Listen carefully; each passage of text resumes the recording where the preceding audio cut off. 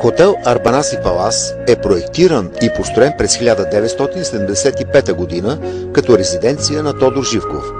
Днес бившата резиденция е част от хотелите на BT Collections, преобразена в луксозен бутиков хотел, намиращ се в сърцето на село Арбанаси, на 5 км от град Велико Търново. Разположен в живописна местност в архитектурния резерват Арбанаси, луксозният 5-звезден хотел Арбанаси Палас предлага 5 апартамента, 8 двойни луксозни стаи и 6 стандартни стаи.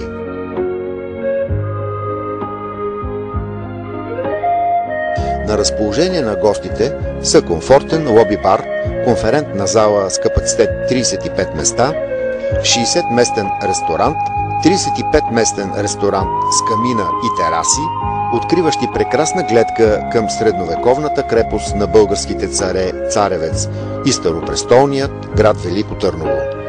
С уникалното си разположение, комплексът е изключително подходящ за провеждане на фирмени мероприятия и семинари, организиране на фирмени тържества, сватбени тържества, банкети, коктейли и гала вечери, наслаждавайки се на прекрасната емблематична българска кухня, символ на село Арбанаси.